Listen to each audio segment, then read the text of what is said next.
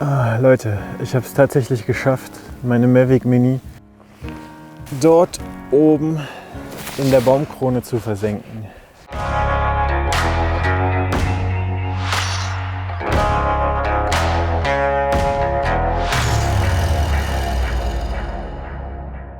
Sie hat die ganze Zeit geblinkt und ich konnte sie dann auch nicht mehr starten. Im Display kam dann Errorcode 30082.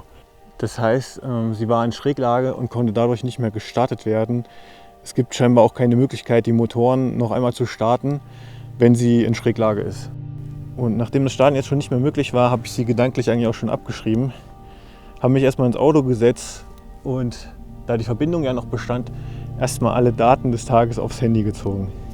Und dann habe ich ein bisschen gegoogelt und mal geschaut, wie sich andere geholfen haben. Und wie habe ich mir geholfen? Ich bin jetzt erstmal ins Studio gefahren und habe meine Aperture 300D geholt und zum ersten Mal die Fresnel-Linse eingesetzt. Und dadurch kann ich das Licht perfekt darauf spotten. Ja, und dann habe ich meine Phantom 4 Pro geholt und habe da MacGyver-mäßig einfach mal einen Haken über 2 Seile dran gebaut.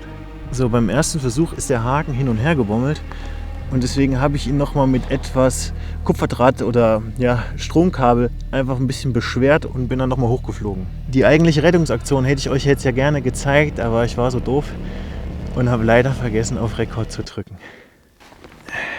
Deswegen stelle ich euch jetzt nochmal die Szene so ein bisschen nach.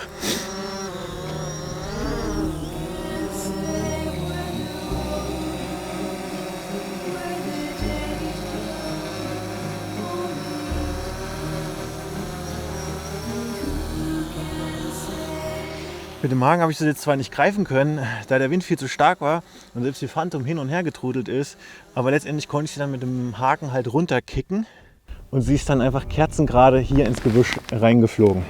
Ich hatte ja erst noch überlegt, jetzt, ob ich noch bis morgen früh warte, aber ich glaube, das war jetzt die richtige Entscheidung, weil am Ende wäre sie oben an der Baumkrone dann festgefroren oder so. Auf jeden Fall, denke ich mal, hätte sie es dann durch die Feuchtigkeit nicht überlebt. Ja, ich habe dann auf der Karte noch eingestellt, dass sie bieben und blinken soll, damit man sie dann leichter finden kann. Und ich bin dann durch den Wald gestiefelt und ja, es ging eigentlich dann wirklich sehr fix. Ich musste eigentlich nur hören. Und dann habe ich sie auch endlich gefunden. Ah, geil.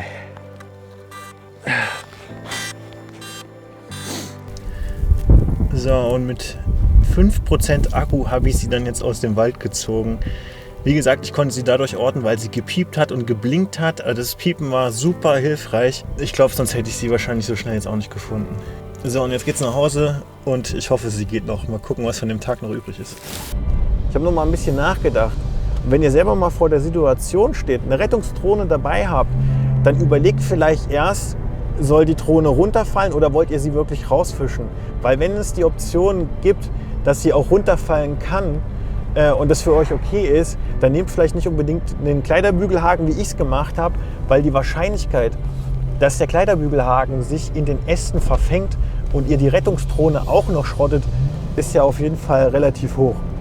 Und Leute, an der Stelle würde es mich wirklich mal sehr interessieren, ob ihr vielleicht selber schon mal vor so einer Situation gestanden habt, ob ihr vielleicht noch einen anderen Tipp habt, wie man die Drohne aus so einer Situation befreien kann, dann schreibt mir das doch mal bitte in die Kommentare.